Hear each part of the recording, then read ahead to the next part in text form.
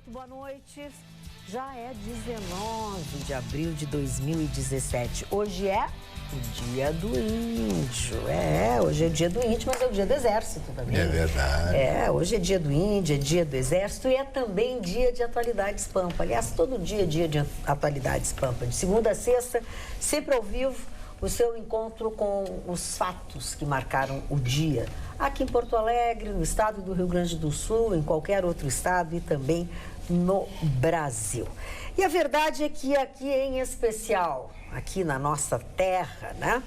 Nosso estado, por exemplo, está convocando, ou convocou, nosso governador convocou 421 aprovados no último concurso da Brigada Militar. Isto significa que estes 421 candidatos que foram aprovados vão passar agora por uma junta de avaliação médica, vão fazer academia de polícia militar e unindo-se a outros mais 1.060 policiais militares, lá pela metade do ano, nós vamos ter um reforço na nossa polícia militar. Mas também no dia de hoje, uma operação de combate à exploração sexual infantil no centro da cidade, mais uma vez prendeu um homem em flagrante numa dessas salas, num desses espaços no centro da cidade, onde as pessoas escondem as jovens, as crianças, uma menina, uma adolescente de 14 anos. E uma boa notícia, principalmente para aqueles que usam usuários de táxi, pois depois da prisão de um taxista, né, que já tinha antecedentes criminais, agora o diretor-presidente da EPTC, Marcelo Soletti, garantiu que não será mais concedido carteirão provisório ou aquela concessão, aquela carteira provisória para taxistas que tenham qualquer tipo de antecedente criminal, como foi o que aconteceu no dia de hoje, lembra? Então, assim, agora, depois que conseguia por um tempo, usava o carteirão, trabalhava, mas hoje a polícia prendeu um motorista de táxi que tinha antecedentes por roubo qualificado e associação criminosa. Ele já tinha sido preso em flagrante, assaltando uma loja de calçados. Aí aquela coisa, não foi julgado, não foi condenado, então aí vai não tem um antecedente, vai tirar a certidão. Tira a certidão, a certidão está limpa. A certidão está limpa, pois agora a coisa mudou. Após este caso, a EPTC decidiu mudar o procedimento para aprovação de taxistas. Agora não vai ter mais, se tiver qualquer problema, pode estar em andamento, não estar em andamento, não ter sido julgado, não terá mais permissão para dirigir, conduzir um táxi aquele indivíduo que não tiver uma ficha provisoriamente, limpa, nem provisoriamente, nem durante esses Casa arrombada, dias. Tranca de ferro. Não pode mais. E eu tenho que dar parabéns para o diretor-presidente da EPTC, Marcelo Soletti, que está tomando providências, né, enérgicas. Cada vez que chega à sua mesa um caso desses, ele resolve na mesma hora. Exatamente isso que a gente pedia há anos. Esse caso aqui, ele é mais uma representação da morosidade da nossa justiça. Quer dizer, assim, esse indivíduo tinha sido preso em flagrante por roubo, né? E estava dentro do táxi também traficando, né? Foi encontrado crack, foi encontrado cocaína e algumas anotações do quanto ele tinha vendido para um e para outro. E esse indivíduo... Dagoberto Feijó foi preso na Avenida João Pessoa por tráfico de drogas, portando crack e cocaína, além de anotações contendo informações sobre os valores vendidos. Ele tinha antecedentes por roubo qualificado e associação criminosa. Exatamente. E ele conseguiu dar lá a certidão que a gente tira, né? A certidão de antecedentes, porque ele não tem uma condenação. Mesmo preso em flagrante. Quer dizer, a nossa justiça é muito lenta e muitos casos como esse prejudica dessa forma, né? Então, quer dizer, quantas pessoas não pegaram o táxi com um bandido? O motorista simplesmente era um bandido. E tem muitos ex-detentos que trabalham no táxi, né? A gente já viu alguns casos e eu já fiquei sabendo de vários. São 10 mil, mais ou menos, motoristas, né? E 400 parece que foram descadastrados desde que começou, época que ela começou aquela limpa. Ainda na antiga administração. Exatamente, a limpa, 400 foram descadastrados. E a boa notícia é que de 10.400. Mas eu gostaria de fazer uma provisória. Pergunta. Se o cidadão já cumpriu a sua pena, já está quites com a sociedade, quer voltar a trabalhar, é motorista que você não pode trabalhar? Não, isso pode. Ah, bom, é isso aí que eu estou perguntando. Se ele já cumpriu a pena, eu acho que pode. Pode. O que não Eles pode precisam de novas oportunidades na justiça. O problema é isso, ainda não Mas pagou. não pode no caso esse, né? Que a pessoa já tinha antecedentes, aí a morosidade da justiça faz com que a pessoa continue aí. E aí é óbvio, né? Ele continuava cometendo crimes, tráfico e outras coisas. Porque se a sociedade não der oportunidade da pessoa se recuperar, nunca aí não pode trabalhar de táxi, não pode trabalhar de servente de pedreiro, não pode trabalhar isso. Sabe, eu estou apenas sendo o advogado do diabo aí, mas eu acho que é uma grande realidade, né? Bem providencial essa tua colocação, porque às vezes a gente até tem um preconceito, né? E que é errado, porque afinal de contas, se eles cumpriram com as obrigações com a justiça, devem sim ser inseridos no mercado de trabalho. Senão, sei lá, acaba voltando para o crime, né? Um círculo vicioso. Nunca sai do crime. Não teve essa quadrilha enorme de roubos de carros e etc. Prenderam não sei quantos, acho que uns 20 da quadrilha, e o outro continuou fazendo a mesma coisa. Mas não vamos longe, a nossa mega quadrilha brasileira, eles não continuaram pagando propina e coisas até agora há pouco? Continuaram. Só que a Dilma disse que não sabia de nada, que nunca, né? Que não aceitou. Que não aceitou Caixa 2. Não aceitava. Ela proibiu. Deixou com os tesoureiros, que essa história de Palocci envolvido e tal, isso tudo é mentira.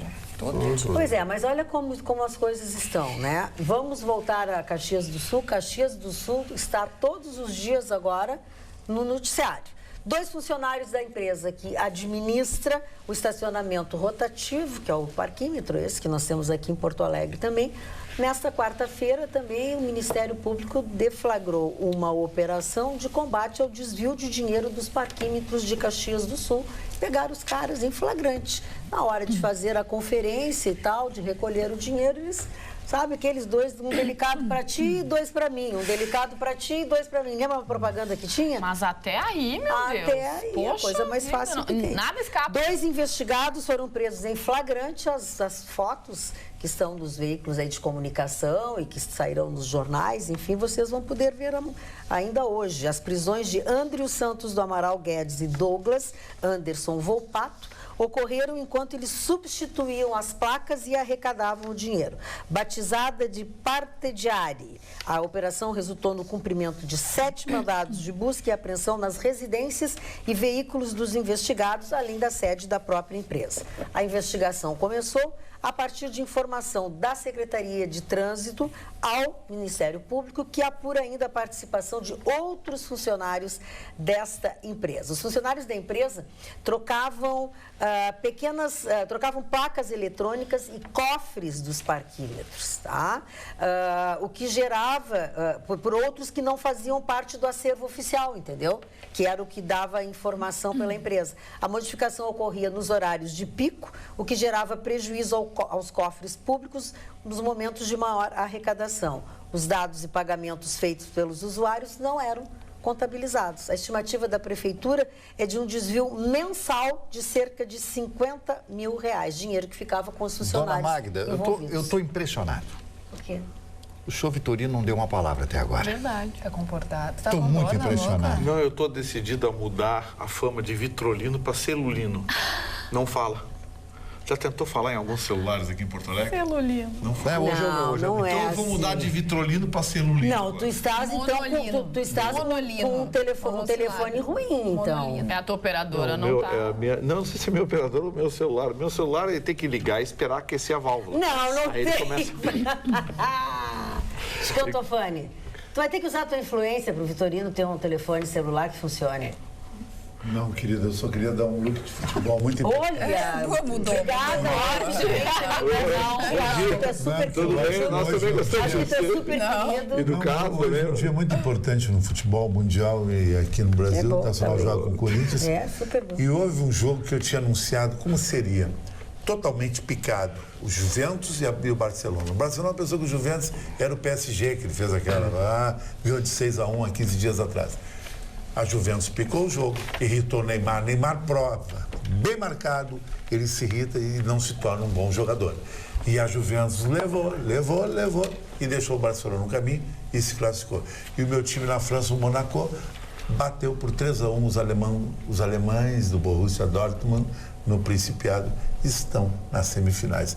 2 espanhol, um do Principiado de Mônaco, que não deixa ser a França, e um outro italiano. O Barcelona perdeu ou empatou? Empatou 0-0. Mas tinha que ganhar de 13. De 13 não daria para ganhar, difícil. É que eles acharam que o raio ia cair 2 vezes no mesmo lugar, né? A exemplo que aconteceu com o PSG, que ia acontecer com as Juventus. E hoje o Internacional tem uma missão muito difícil, não acredito. Que a cartomante, Karina, minha cartomante, já desenhou, o Internacional vai perder. Então, infelizmente, Colorados, só resta uma coisa, uma esperança do impossible, que nem a música do Frank Sinatra, It's Impossible. Vai ser então nem joga, então. Joga, mas sabe, vai ser difícil. Pra que jogar? Essa música é do Armando Manzanero. Que vai perder, mas então eu vou adiante da sua cartomante. O Inter ou não termina o jogo com 11 jogadores ou vai ter um pênalti contra ele. Porque contra o Corinthians é sempre a mesma coisa. Os últimos 5 jogos. Os últimos 5 jogos do Inter contra o Corinthians, ele perdeu. Teve pênalti a favor do Corinthians ou o Inter terminou com 10 jogadores. Mas te pergunto, então eu estou fazendo a previsão aqui. Se você é um diretor da CBF, você prefere o Corinthians ou o Internacional numa Não, diretor da Globo. Para a CBF, então faz. Mas o Internacional ainda foi desafiar ainda. Não, é claro, tá na cara. Tudo isso. Botaram o juiz carioca lá. Isso eu falei aqui no programa, que pode ser o grande prejuízo do Inter. Brigou tanto com a CBF que pode ser que, né? Não, pode ser, não. Eles botaram no programa, você brigar todo dia com a Magda, contra o Inter. Ela só vai te mandar pergunta quadrada pra ti. Eles botaram um juiz carioca lá. Botaram um juiz carioca lá, ruim. Já viu o cara fazer cada É o estilo do cara. O cara vai saquear o Internacional. Eles escalaram. Se o Internacional jogar bem, ele ganha. Não adianta dizer isso. O Sargento Garcia prendeu o Zorro. Isso, e o Nietzsche Nietzsche era normal, não bebia. Bom, então tá. Eu vou dizer uma coisa pra você. Se nós tivéssemos combinado... bebida ele. Se nós tivéssemos combinado essa abertura de programa, talvez não tivesse saído tão bem assim. Tratava eu de um assunto, no começo do programa... Que foi parar no Nietzsche. Que foi parar num futebol... Sabe? Que foi parar numa bola quadrada. No Nietzsche. Que foi parar num ataque de tosse. Ai, eu tô tendo ataque de tosse. Aí isso vem ao encontro de algo que eu queria falar para vocês num momento que fosse oportuno, né? Mas transformou-se numa coisa oportuna. Eu falava de uma coisa séria. Aproveita que nós estamos quietos. Aí chutaram a bola pro mato, que o jogo era de campeonato, então vamos lá. Nós temos uma telespectadora que chama Maria da Conceição Castro Flack. Ela é mãe do Dr. Fernando Flack. Dr. Fernando Flack, que eu conheço da OAB, enfim, talvez o Gustavo também conheça, enfim, é um jovem advogado, tá? E hoje nós tivemos lá na Federação, no Tá na Mesa, como palestrante, o presidente da OAB do Rio Grande do Sul, o doutor Ricardo Breve, fez uma excelente palestra, a Federação lotada, enfim. E o doutor Fernando Flack sentou na minha mesa, sentou à minha mesa, porque ninguém senta na mesa, a pessoa senta na cadeira, mas ele estava na mesa junto ali ao púlpito, e disse, olha, minha mãe adora vocês, assiste o programa e tal, que é a dona Maria da Conceição Castro Flack. Ela é uma jovem mulher de 50 e poucos anos, super jovem, e ela, certos filhos criados, vida feita e tal, ela resolveu estudar psicologia na UBRA, e ela está se formando agora, está terminando a sua faculdade de psicologia. Por que eu acho que veio a calhar o assunto? Porque ela traçou um perfil psicológico de cada um de nós. Que medo! Vem exatamente ao encontro do momento que nós vivemos aqui. O meu é saúde. Não, o teu é saúde. Qual é a linha dela? Não sei nada. Eu só queria mandar um beijo para ela, aliás, todos vocês, porque ela assiste o nosso programa, adora o nosso programa. E então, o doutor Fernando já aproveitou, já marcou uma janta na casa da mãe só para poder assistir o programa junto com ela. Então, já pegou uma beira no jantar. Quero mandar beijos, abraços para Maria da Conceição Castro Flack, que é a nossa telespectadora.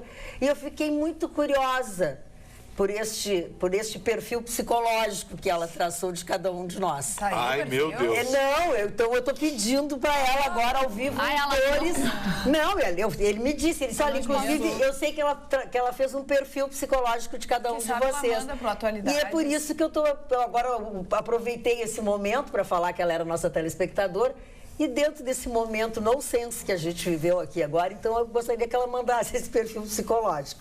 E outra surpresa que eu tive muito agradável ali é que chegou uma moça e tal, e sentou conosco, uma advogada e tal, e ela estava nervosa, com a mãozinha suada, assim, e a pessoa da Federação disse assim, da OAB disse, ela quer sentar contigo, é a tua fã. Bom, traduzindo a ópera portuguesa, o nome dela é Audrey, doutora Audrey. Ela disse, tu não vai lembrar de mim, mas eu era atendente do Zé Café e te atendia quando tu ia lá no Zé. E eu fiquei emocionada, porque ela fazia o 2º grau, quando ela era atendente do Zé Café, e depois de lá ela estudou, se esforçou, fez uma faculdade de Direito, hoje ela é advogada, a Audrey, estava sentada à minha mesa como doutora advogada da OAB, da diretoria da OAB, e eu fiquei emocionada. E a Audrey, junto com a mãe dela, Maria Cristina, também assistem o Atualidades Pampa.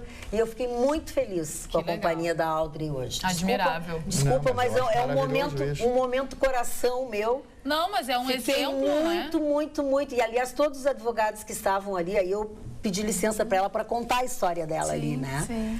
E ela disse, eu era atendente do Zé Café, te atendia lá, gosto muito de ti e tal. Eu digo, e tu hoje? Não, eu me formei, eu sou advogada, eu sou integrante da... Admirável, uma pessoa que aplausos para a Audrey e um beijão grande para Maria Cristina, mãe dela, pela bela filha que ela tem. Uma pessoa que vai conquistar os sonhos através do estudo. Bacana. É a diferença das pessoas, as pessoas que têm vontade. Toda pessoa que tem vontade, ela chega onde ela quiser. Eu sempre falo isso, vontade e disciplina, né? Porque também se não tiver disciplina, tem que ter as duas coisas. Só vontade também não, né? Só vontade não chega lá. Tem que ter a disciplina, aprender. A disciplina faz parte do querer, né? Eu acho que ela criou a oportunidade dela, foi atrás. Eu fiquei muito emocionada. Eu não lembrava dela, obviamente, porque... E esse nome lindo. E ela é linda, né? Uma moça bonita, linda, um sorriso bonito, simpático. Foi muito legal hoje o almoço lá, foi muito especial. Desculpa, ocupei boa parte do programa, mas era importante. Para fazer justiça, já que falamos do caso do taxista e alguns telespectadores através do WhatsApp pediram que a gente falasse também sobre o motorista do Uber, verdade. Né? Que foi isso, o Paulo, aqui de Porto Alegre, falou, e outras pessoas também se comunicaram através do WhatsApp pedindo que a gente falasse desse motorista do Uber que foi preso preventivamente na noite da terça-feira na zona sul de Porto Alegre. Ele é suspeito de participar de um roubo de carro na mesma região, na região sul de Porto Alegre. De acordo com a investigação da 20ª Delegacia de Polícia, o preso usou o mesmo carro que trabalhava no aplicativo para realizar o assalto no dia 13 de março. A Uber ainda não se manifestou a respeito desse assunto, mas assim como acontece com o táxi, também tem acontecido com o Uber. Claro. Na verdade, eu falei o assunto do táxi, mas pela determinação que foi feita, né? Sim. Foi tomada a partir desse episódio. Olha, o nosso telespectador, o Vitor Prestes, puxa um assunto que eu também queria puxar aqui no programa e fiquei um pouco assim, sem saber como. Bancada, hoje um policial tomou a atitude que todos nós queríamos fazer, bater na cara de um bandido. Caso que aconteceu na Avenida Cis Brasil. Mas me espanto com pessoas que ainda defenderam e dizem que isso é errado. Legalmente pode até ser, mas moralmente merecido. Abraços, Vitor Prestes. Relembrando ou contando para quem não sabe, os policiais militares prenderam duas pessoas, dois homens, né, que estavam numa situação errada. E eles debocharam, como eles debocham, como eles dizem. Daqui meia hora eu tô solto, eu vou para lá e não sei o quê. E os policiais militares foram um pouco mais severos do que o normal, né? E os seus superiores disseram que tem que investigar, que vão ver, porque eles não podem ter esse tipo de atitude, eles não podem ser violentos. Né? Foi mais ou menos isso que aconteceu, não é? Então, o que acontece? Eles têm que ter esse tipo de atitude. Mas, na verdade, dá vontade de estrangular o sujeito que fica debochando do brigadiano. Acho que o telespectador fez ali um contraponto bem certo, né? Com o que é legal e o que é moral. E o que está engasgado na garganta da sociedade. E tem muita coisa engasgada. A sociedade aplaudiu, né, a atitude, porque a sociedade queria ela mesma ir lá e na cara do bandido. Ô, Vitrolino, Celulino, tu não vai dizer nada, Celulino? Não, o que eu estou achando é o seguinte, é que toda vez que a gente vê a polícia ter uma atitude mais forte, a gente vê constrangedoramente que as pessoas criticam a atitude da polícia. Sempre. Gente, olha só, vocês já viram como é que age a polícia americana? Como é que age a polícia inglesa? A polícia italiana, os carabinieri. Tu viu a fotografia do cara debochando do brigadiano? Tu viu o deboche dele debochando do policial militar? Eu não falei esses dias que um bandidinho desses 17 anos matou um pai na frente da filha e prenderam ele em flagrante e aí ele saiu da delegacia antes da mulher do cara que ele matou.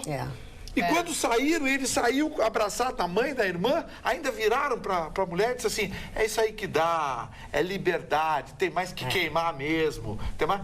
Saiu debochando de dentro da delegacia, da polícia.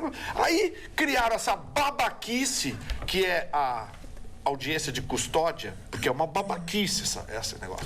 Eu sei que o Brasil teve que aderir por causa de acordos internacionais de direitos humanos, mas olhem como é uma audiência de custódia nos Estados Unidos. Olhem como é no Canadá.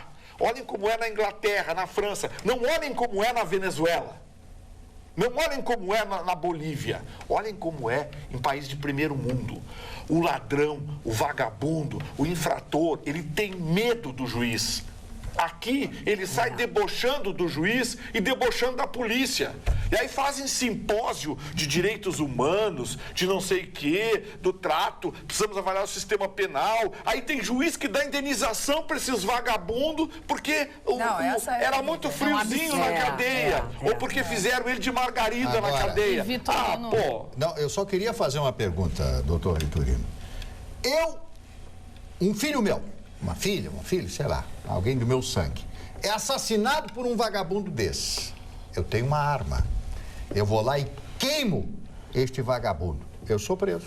Sim, claro. E vai te incomodar pro resto da vida. Sim, e outra coisa... O vagabundo vai solto. Não, e ainda periga tu ter que sustentar a família dele. Direitos humanos contra mim. Não, ainda vai ter... o direito humano vai ficar contra você, que não respeitou o direito do coitadinho. De matar? De matar. E outra coisa... e você vai ter agravante de motivo fútil. Motivo fútil? Não, olha aqui, ó. Vocês não vão acreditar. Tá num acórdão do Tribunal de Justiça do Estado do Rio Grande do Sul. Mas para roubar o tênis não tem motivo fútil? Não é motivo fútil. O tênis é importante. Imagina. Olha aqui, ó. Ouve esse exemplo que eu vou dar aqui. Tá num acórdão do Tribunal de Justiça do Estado do Rio Grande do Sul. Eu li, senão eu não acreditava. Magda, um desembargador considerou a arma do bandido como instrumento de trabalho. Não. Aonde? Sim. Aonde? E não considerou agravante, não considerou como crime acúmulo de pena. Aonde isso? Aqui no Rio Grande do Sul. Instrumento de trabalho. Tá no acórdão. Ferramenta de trabalho, instrumento de trabalho. Mas tem que dar nome, sobrenome e Portanto, não seria... eu não vou... Eu posso trazer amanhã. Eu vou pegar um acórdão. Trabalho. Mas tem uma mulher, mas hoje a notícia daquele bandido que se atrapalhou e matou o colega é acidente de trabalho. Acidente de trabalho. Mas tem um vídeo rolando na internet já, acidente de trabalho. Tem um vídeo rolando na internet já há muito tempo de uma senhora que está procurando o seu marido que está sumido, e aí ela fala na reportagem, no caso que era uma reportagem, qual era a profissão do marido. Ele é batalhador, ele é trabalhador, ele é assaltante. É o emprego do cara agora. Mas é o trabalho. É ironia. É um vídeo que virou engraçado, mas infelizmente é a piada pronta que é o nosso É a piada vive, pronta, né? mano. Vocês viram essas decisões, indenização para vagabundo porque foi maltratado. E tu falando do caso dos policiais, né, que sofrem ironias dos bandidos, eu fico imaginando o que não é para estes policiais Mas tem que ter sangue lidar com isso todos os dias, porque todos os dias eles devem encontrar com os mesmos bandidos Eles já sabem quem que são, riem da cara deles e que sabem que não vão ser presos. Eu fico imaginando como não é para Não, esses. pior não é saber Chega que uma não, hora, eles são, chega mas uma eles hora que podem. eles vão esganar, vão fazer alguma coisa E com esses... acumulado a isso, o salário atrasado, ganham mal, Tudo, péssimas todos os condições de agravantes. trabalho. Não, e aí dá um tiro num vagabundo desse, vem os direitos humanos, vem a parte da imprensa hipócrita e canalha. aí o bandido porque é o policial. A imprensa também tem, como todos os segmentos sociais, tem uma parte hipócrita e canalha. Tem, normal. Que quer faturar em cima. Aí vem aquele negócio, tem que investigar o abuso dos policiais, coitadinho, era um bom menino, tinha só 5 condenações, que nem esse do assalto a ônibus aí, tinha só 5 condenações, tava solto. Pô, Olha o que diz a nossa telespectadora Marisa de Alvorada a respeito desse assunto. Primeiramente, quero dizer que assisto o programa sempre que possível e que meu marido tem acompanhado ultimamente comigo. Ele gosta muito do Tofani. Eu lamento muito a questão do policial, que ele vai ser punido por uma coisa que, na verdade, não deveria, pois, infelizmente, a polícia prende um ladrão ou mata um deles e nascem 10. Eu faria o mesmo que o policial e não o condeno. Basta olhar o nosso dia a dia. Quem sabe, agindo assim, estes safados aprendem a respeitar. Gosto muito de todos e adoro o Vitorino. Abraço para todos. Eu acho que punido não, acho que até a resposta ou a postura do seu superior é protocolar. Ele tem que dizer que vai ver, que não sei o quê. Mas sabe? Porque a população... mas não faz sentido, é claro que não faz sentido. Obrigada, o policial tem vagabundo que processa policial. Você sabia que o policial tem que tirar dinheiro do bolso para pagar advogado? Porque o Estado não defende ele. Nós já falamos isso e já houve alguma controvérsia. Onde está a lei contra desacato às autoridades? Pergunta o Eliseu. O bom cidadão não pode, mas o bandido pode? Os telespectadores estão indignados. Boa noite. Olha aqui no WhatsApp. Carla, a respeito desse sujeito que levou 2 tapas do policial, sabe quantas passagens pela polícia ele tinha? Acreditem, 9. Daí tem alguém para filmar e ir contra a polícia. Amanhã ou depois, esse mesmo vagabundo está assaltando e, quem sabe, matando mais um inocente. O próprio babaca que filmou e não entregou. Sabem da história. O próprio sujeito que filmou e entregou, daqui a pouco vai tomar um tiro desse vagabundo.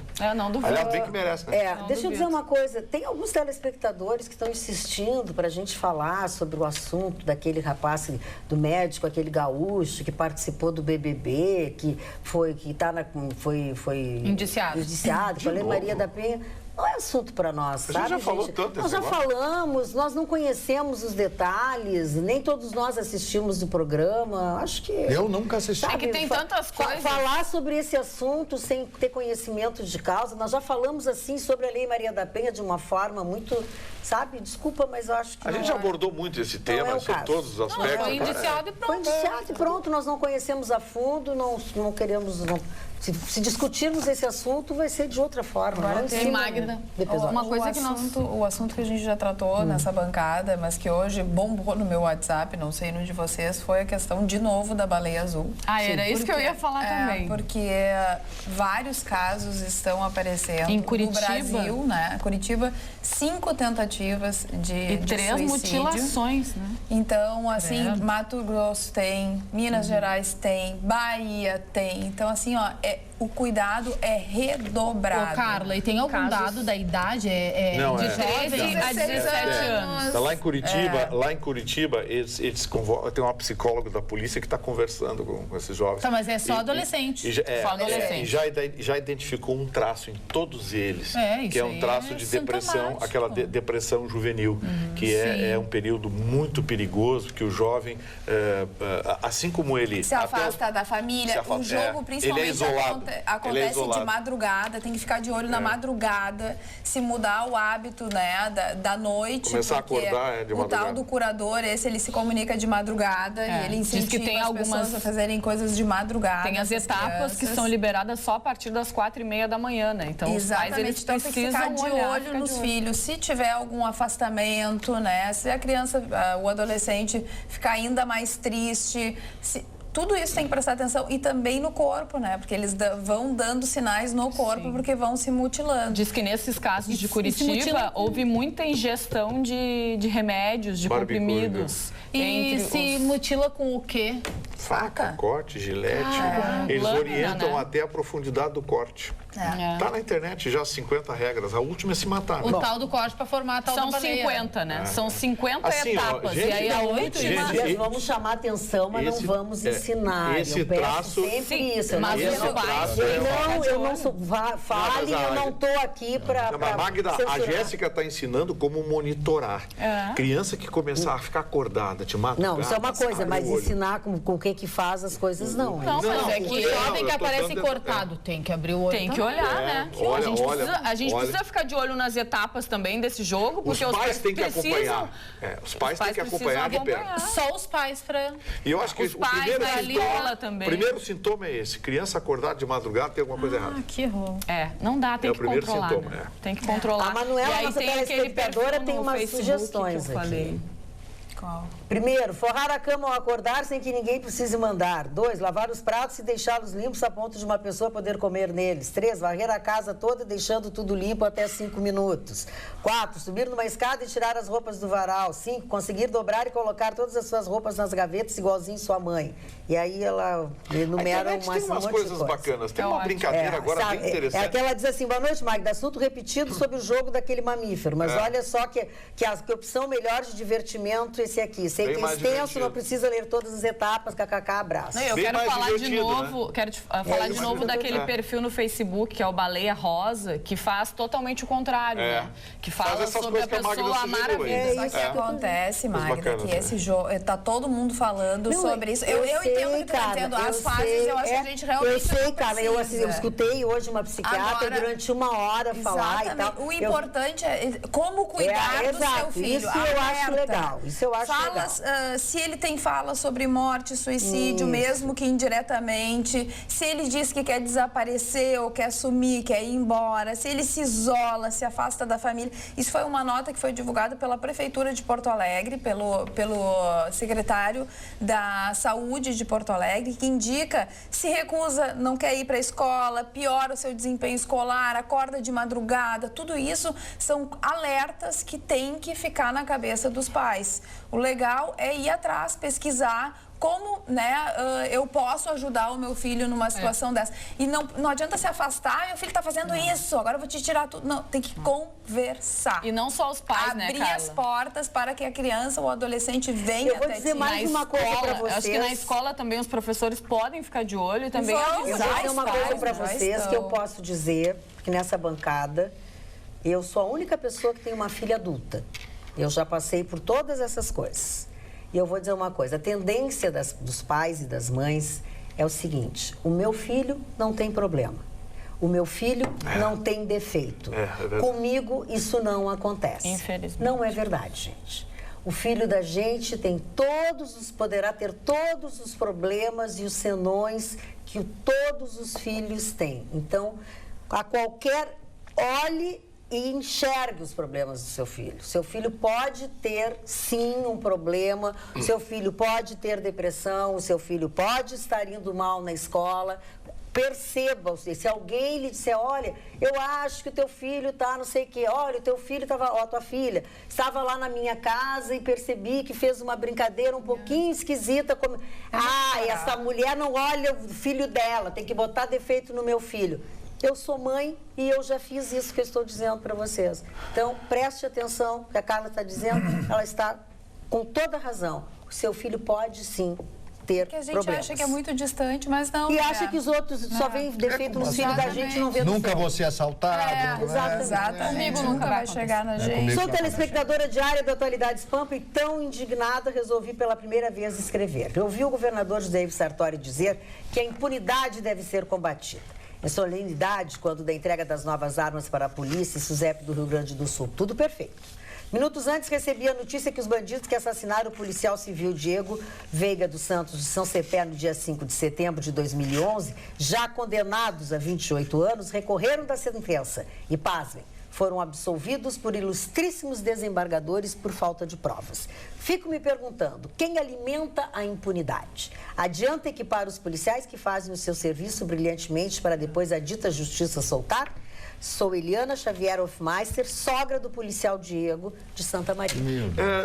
Aí diz qual é a Câmara que não inocentou, porque... Aqui, pergunto para os promotores de justiça, eles são capazes de dizer qual é a Câmara. Olha aqui, ó, boa noite. Meu nome é Edmar Vargas, advogado, inclusive colocou o número da OAB. O problema da falta de segurança no Rio Grande do Sul é o judiciário que põe a bandidagem em liberdade. Não é falta de policiamento ou vagas em presídios. O problema é o judiciário. Essa é uma discussão polêmica, mas eu não quero discordar, leis, né? Eu não quero discordar dele, não. Marni, são as leis. Não vou discordar dele, não. Tem cada coisinha aí que eu vou te contar, cada sentença, cada acordo que é de arrepiar. Magda, deixa eu levantar um assunto aqui que está provocando inquietação em Brasília e pode provocar uma mudança significativa no perfil de recuperação da economia brasileira. Existe um verdadeiro temor em Brasília com uma possível delação premiada que já vem sendo negociada com Antônio Palocci. E no que reside esse temor? O relacionamento do Antônio Palocci não era diretamente com as empreiteiras. O forte do Antônio Palocci era o mercado financeiro, instituições financeiras e bancos. E está um temor generalizado nesse segmento que o Antônio Palocci abra a boca. Porque, segundo as primeiras informações, os números oriundos da Lava Jato vão parecer gorjeta perto das negociações que se fazia nos bastidores, beneficiando instituições do mercado financeiro. Está todo mundo com medo. A Mônica Bergamo hoje publicou na coluna dela, na Folha de São Paulo, o temor, e eu fui dar uma olhadinha em algumas decisões dos últimos anos do governo, especialmente na gestão Mantega, que beneficiaram de forma milionária bancos e instituições financeiras. Marni, achei cada portariazinha do Banco Central, cada coisinha do Ministério da Fazenda. Só vou dar um exemplo para vocês. O redutor da caderneta de poupança, que praticamente acabou com o rendimento da caderneta de poupança, porque hoje, a caderneta de poupança, você perde dinheiro. Você paga para eles cuidar do seu dinheiro, aplicar o seu dinheiro. O redutor da caderneta de poupança gerou para os bancos, Mário, bilhões de reais no resultado. Inclusive o Banco Pan-Americano hoje, você viu o problema que está com o Banco Pan-Americano, o irmão do Silvio Santos, o próprio Silvio Santos. A compra por quase 500 milhões de reais de um banco falido pela Caixa, a Caixa Econômica Federal. Então, isso aí é outra coisa que vai estourar. E o prejuízo chega a 5 bilhões de reais gerado pelo Banco Pan-Americano, que hoje é administrado pelo BG Pactual, né? Que esse é o banco, né? Então, você tem absoluta razão. Se o Antônio Palocci, que foi prefeito de Ribeirão Preto, né, der com a língua nos dentes, se ele vai dar, porque ninguém aguenta ficar na cadeira. O prefeito de Ribeirão Preto, ele já deixou um monte de rabo lá, né? Eu gostei. Deixou um monte de rabo lá. Eu perguntei, como é que eu falo com o senhor Antônio Palocci? Também nós estamos procurando. O cara me disse. Ele deixou um monte de rabo lá. Agora, em Brasília, é que onde deu encrenca grande. O medo, Marni, também, aqui, Marni, vamos parar um pouquinho para pensar. Nós somos muito inocentes em achar que essa sacanagem toda era só na construção civil, né? Não pode. Deve ser muito maior que a gente nossa achar que era só na construção civil. Banco é muito maior que construção civil. Todo mundo sabe disso. Olha aqui, ó, as denúncias de depósitos no exterior, já existem documentos com o Ministério Público Federal de milhões de dólares depositados em bancos peruanos, equatorianos, mexicanos, panamenhos. Quer dizer, gente, tomaram de assalto o Brasil. Eu não sei como é que o Brasil acabou. Isso explica por que a gente paga o dobro aqui no Brasil por qualquer produto que custa metade lá fora. Claro. O nosso salário é ridículo e a carga tributária é de 40% sobre o cidadão. É a única explicação que tem na roubalheira. Existia antes do PT e da turma do PT e do PMDB? Sim, existia antes, mas antes tarde do que nunca. Só que eles escancararam, né? Era muito bandido para dividir, foram com muita sede ao pote, deu no que deu. Dona Magda, eu gostaria de 30 com 50 segundos aqui. Eu hoje comprei... Posso começar a contar? Pode começar. Comprei mais um livrinho. Não fale assim dos seus livros, livrinho. Entre o passado e o futuro, isto aqui é um apanhado de alguns... Existe entre o passado e o futuro? Um apanhado de alguns entendidos em filosofia que fizeram uma análise do trabalho desse extraordinário homem que foi Nietzsche. Uma das concepções dele, que cabe muito bem a nós, que fala o seguinte: o ode ao malandro seria resultado de processos culturais através dos quais o tipo esperto teria passado a ser admirado como um vitorioso na luta pela vida. Exatamente isso. E a legalização do malandro. Isso, bom. E a outra frase importante diz o seguinte: Nietzsche diz que nobres sentimentos cristãos, como o amor ao próximo, são fraquezas. Zaratustra foi tentado por eles, mas resistiu. Quer dizer, este era um dos princípios... O amor ao próximo, quando o próximo está perto...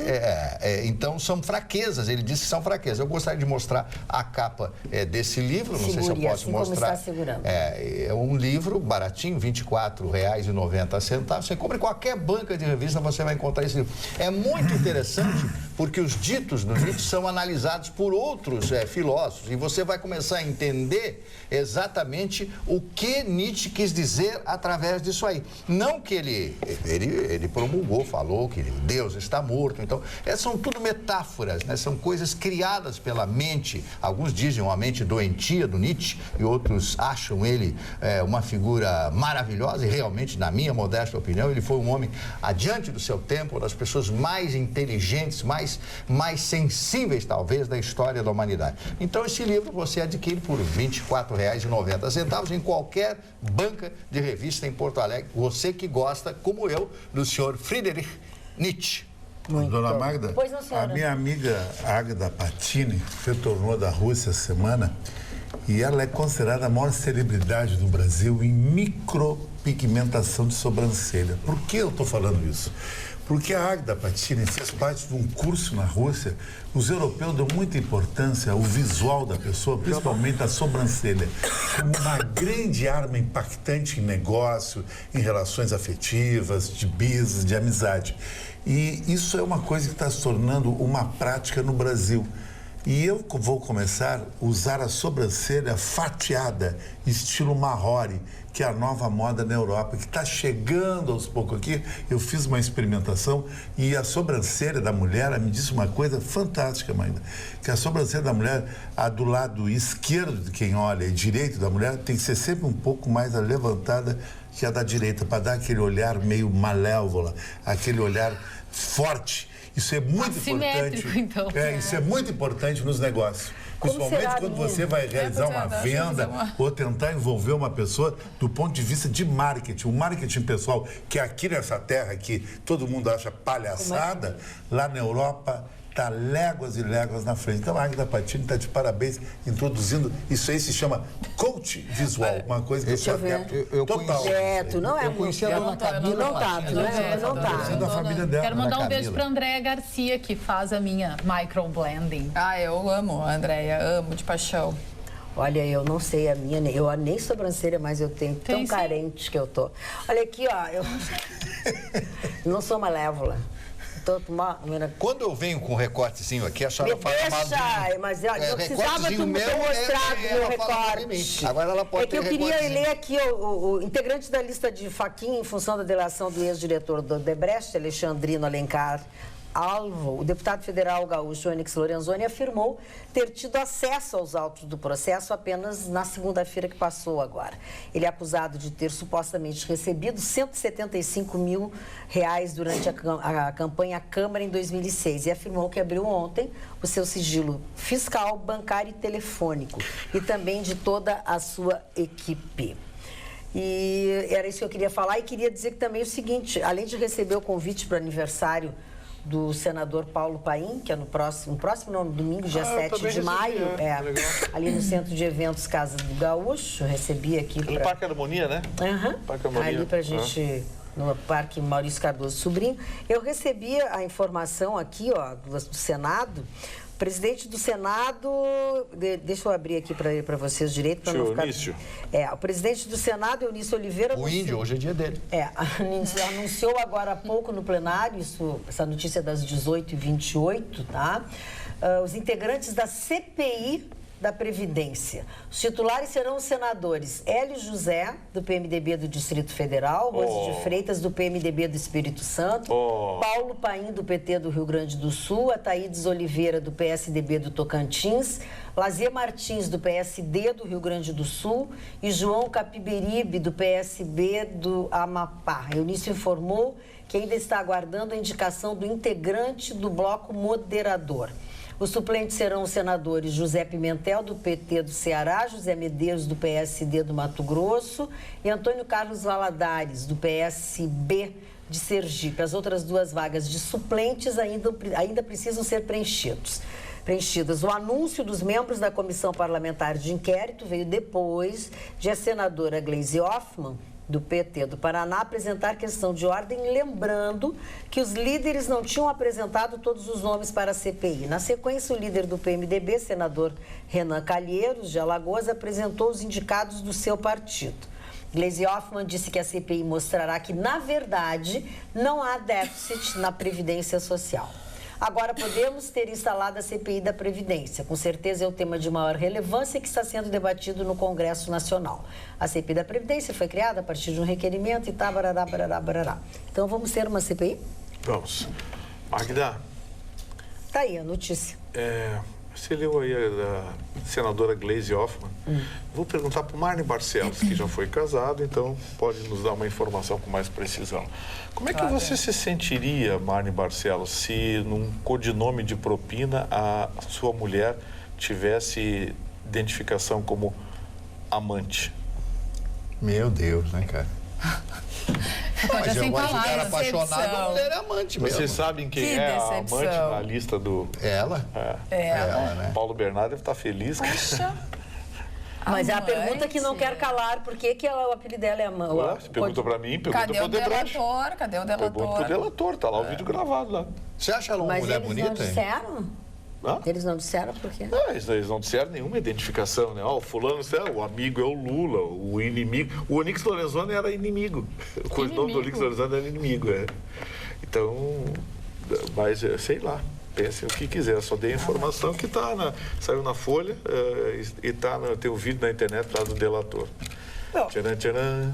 E parece que tinha uma lista, babadão, né, da Odebrecht lá com o Fachin, com o ministro Fachin, que ainda não tinha sido divulgada, mas que vazou. Sempre vaza. De onde é que vem, hein? Aliás, a ministra... É tudo furado lá, tudo furado lá. Só o áudio. A Vazamentos ministra Carmen anônimos. Lúcia diz que vai investigar de onde que está saindo. Que fonte é essa que o Estadão, a Folha de São Paulo... A Folha de São Paulo sabe tudo. Sabe tudo. Da onde vêm essas informações. Então, saiu uma nova lista que vem o Lula de novo. Essa é a lista secreta. É a secreta. secreta, que não foi Que tem divulgada é do Lula ainda. e Palocci, não é essa? Exatamente. Que está o Palocci, o Lula e o Eduardo Cunha.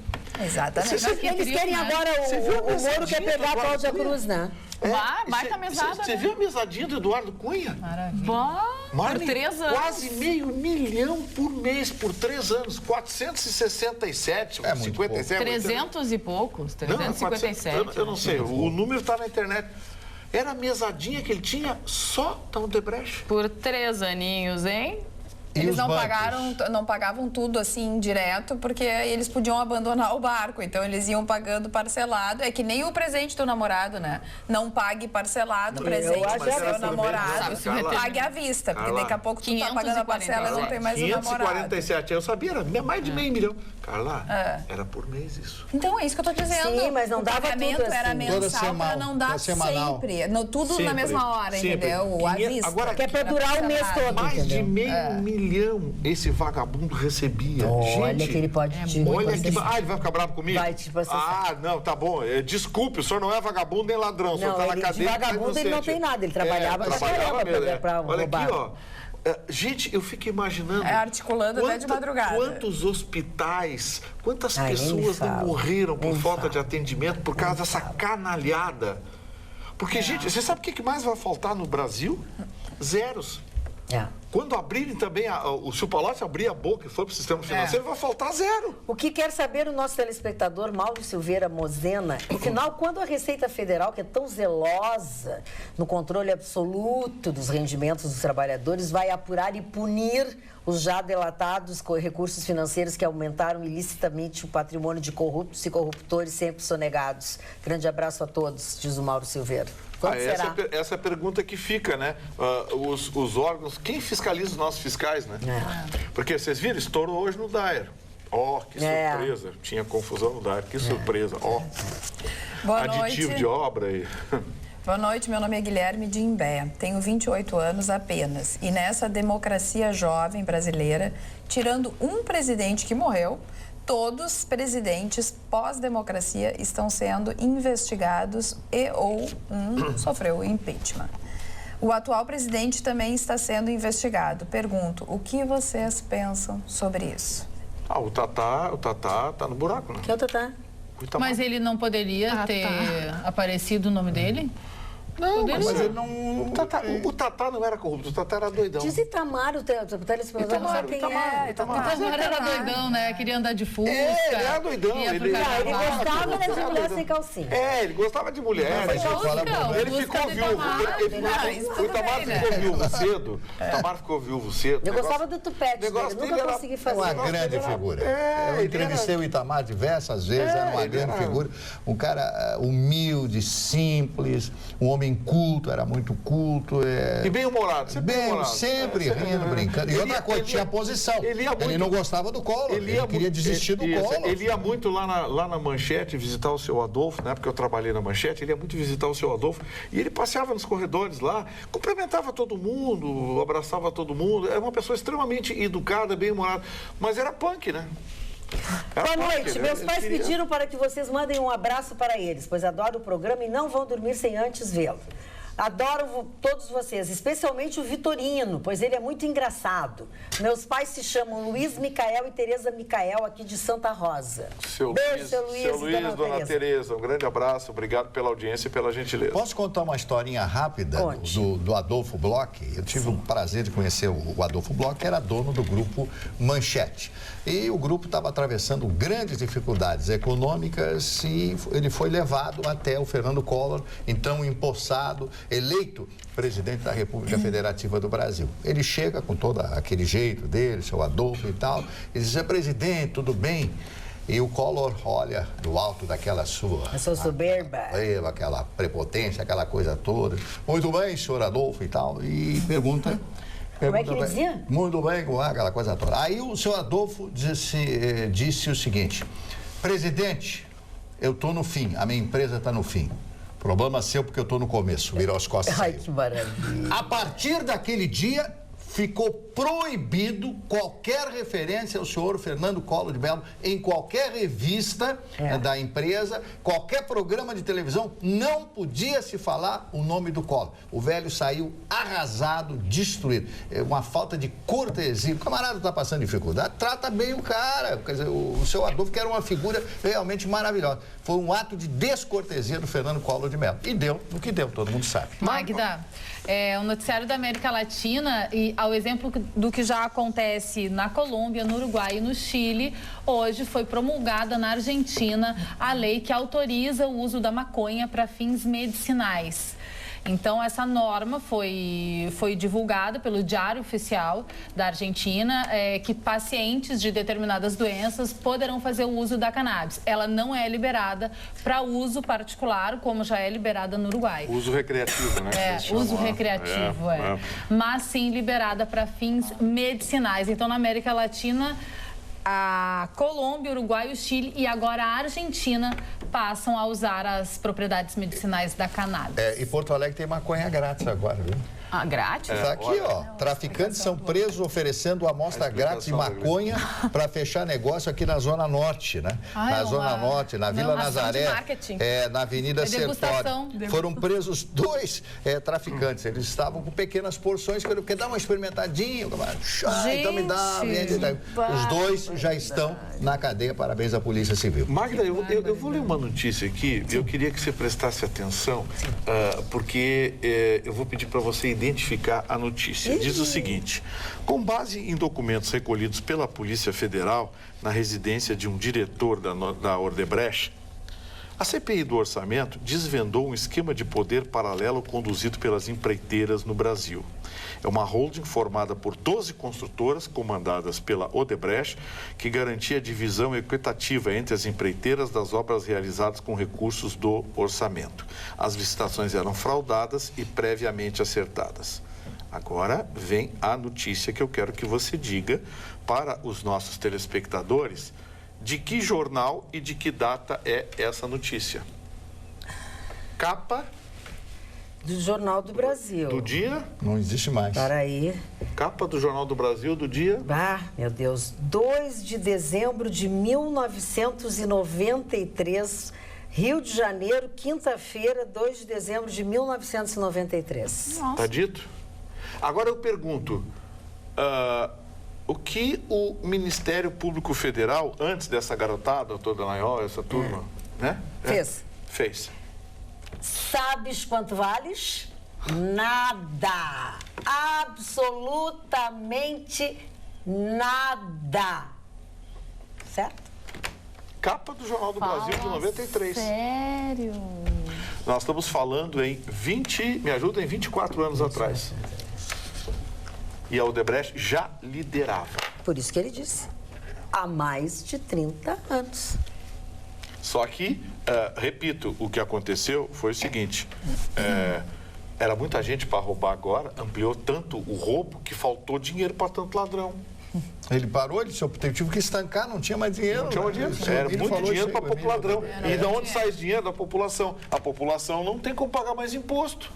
Se você aumentar imposto no Brasil de qualquer coisa hoje, você vai aumentar a inadimplência, você vai atropelar a curva de Laffer. Mas Renan Calheiros não achou 500 mil pouco? E a ganância? Ficou brabo. Ficou brabo. Não, e aquele deputado que ligou para o Odebrecht dizendo, pô, tá atrasado o depósito aí. Mas que país é esse? Que país é esse? Isso é o pior. Olha aqui, não, mas o pior é que é assim mesmo. É triste. Ninguém faz nada, gente. Ninguém faz nada. Vamos de novo. Isto tudo começou porque não foi porque uma pessoa consciente, correta, indignada ao descobrir o que estava acontecendo, um cidadão limpo, correto, disse isto é uma barbaridade, vamos acabar com isso. Não. Isso tudo começou, esse fio começou a ser puxado, isso começou a ser desvendado porque não deram a parte para o Roberto Jefferson. Isso. Ah, vocês não vão me dar minha parte? Isso. Então vocês vão tudo se ralar. Vai jogar tudo no ventilador. Por isso. Não é porque alguém sério resolveu acabar com essa roubalheira, briga de ladrão, com essa sem vergonhice. É quando não deram a parte dele, ele botou a boca. Ligou o ventilador. Não, Maquita, não é que não deram. Você viu o que ele disse? Não, deram um pouco ele disse o seguinte, a gente só tem, era o PTB, né? A gente só tem os Correios e de lá não sai mais que 3 milhões por mês. Injustiçado. Gente, não sai mais que 3 milhões por mês. A gente só tem os Correios.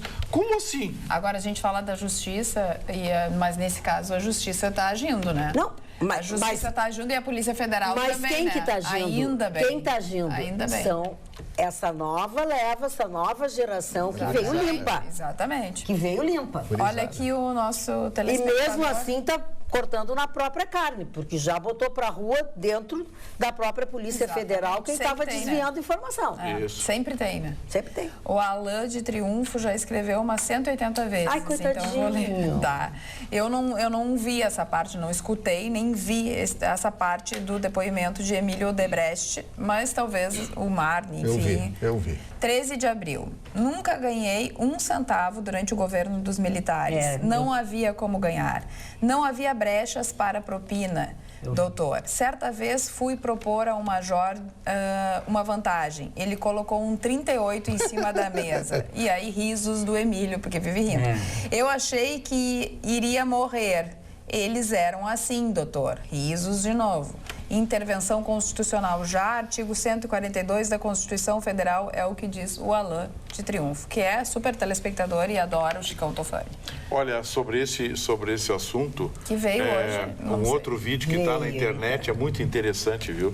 O Marcelo Odebrecht dizendo que um dos diretores do departamento, não sei o que só a Magda sabe o nome, que era o... Como era o nome? Do DOI. Estruturas organizadas. Estruturas organizadas. Não, estruturas, vai que eu sei. Mas eles já mudaram. Um representante desse estavam precisando aprovar um negócio de um orçamentozinho lá, uma adjetivo, que ia render mais alguns bilhões para o Odebrecht. Eles começaram a visitar alguns deputados, botar a graninha na mão das suas excelências lá. E o rapaz entrou no gabinete do Tiririca, Marco. E o Tiririquinha... E sentou no gabinete Tiririca e começou a falar para o Tiririca, a gente precisava do seu apoio aí, a gente trouxe inclusive uma contribuição para o senhor. Né? O Tiririca gritou. Ficou Tiririca. Gritou com ele, disse, o senhor saia daqui, porque eu a minha vida inteira fui palhaço, vivi com o meu dinheiro trabalhando como palhaço. O único político Cheguei honesto. aqui e não vou me comprometer com isso, correu. Quem disse isso foi o próprio Odebrecht do departamento.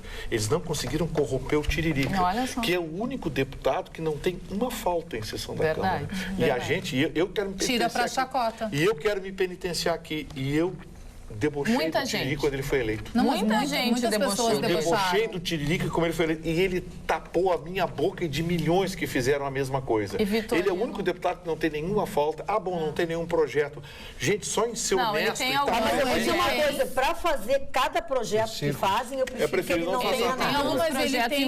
Mas, gente, olha, tá lá, não faltou. E não aceitou propina da Odebrecht. Já que tu falou do Tiririca... o cara de dentro do gabinete. E quem disse foi o próprio Odebrecht. Já que tu falou do Tiririca, hoje rolou uma carta falsa. Não sei se é falsa ou se é verdadeira, mas rolou no Facebook, no WhatsApp, muitas pessoas receberam uma carta do Tiririca, dizendo que era do Tiririca, pedindo para que façam uma limpa urgente e que 2018 sejam eleitos novos políticos, dizendo que ele não está aguentando mas ver aí a situação. Já é aqueles espanzinhos mas que a gente sabe.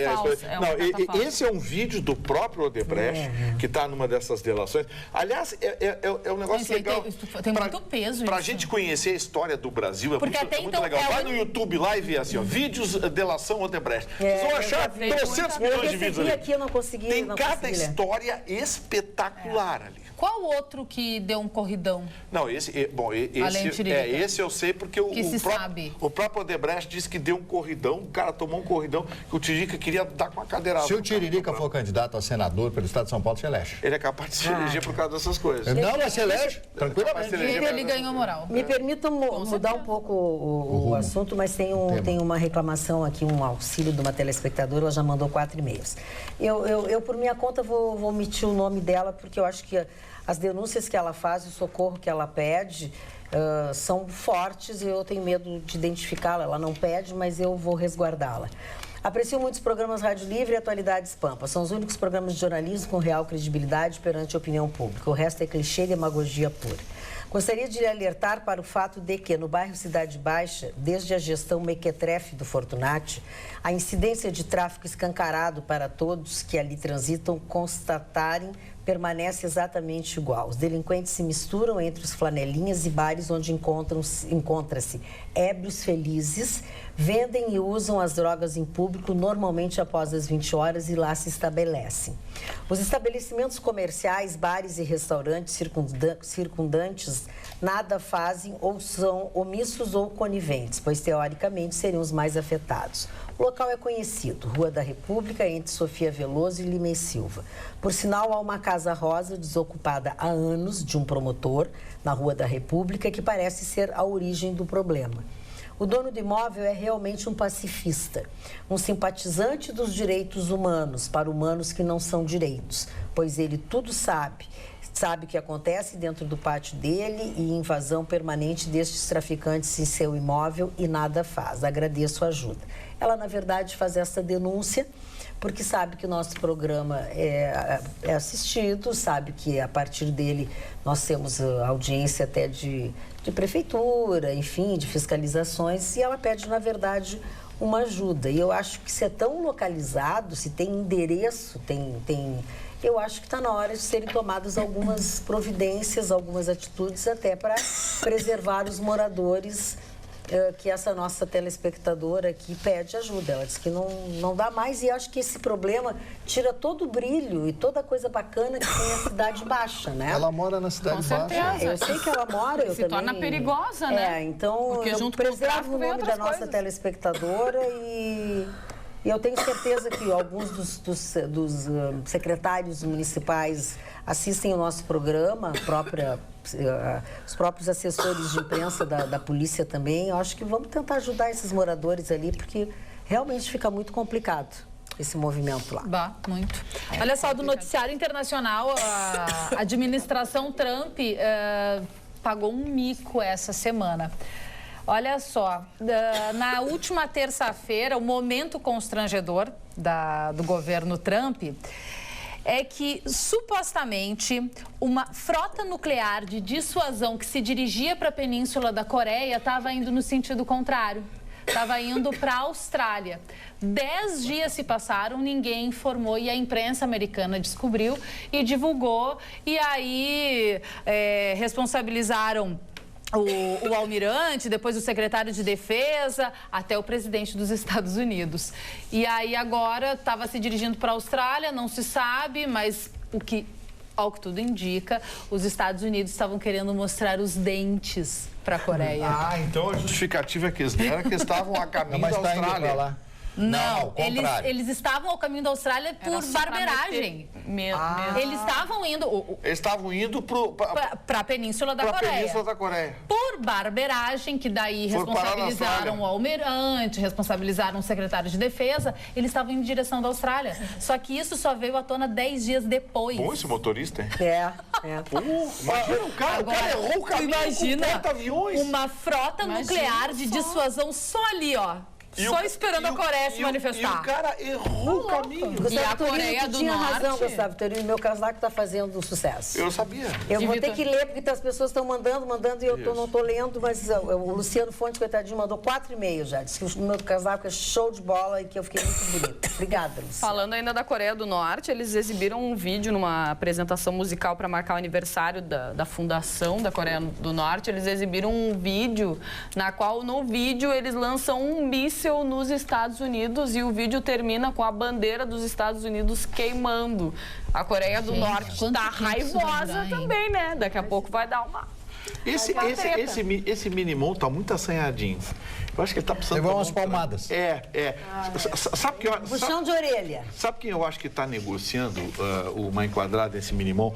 Os americanos acho que estão sutilmente conversando com os chineses. Porque a Coreia, se a China parar de apoiar, mandar comida e mandar armamento, a Coreia acaba sozinha em 2 anos. Sim. Porque a Coreia não produz nada. A Coreia não faz nada. Com Cuba e a Rússia, quando a Rússia parou de mandar... Sim, a Coreia não tem fábrica, não tem indústria, não tem nada. A Coreia do Norte não existe, ela vive do dinheiro que é a China. A China sustenta a Coreia. Os dentes da China são a Coreia do Norte.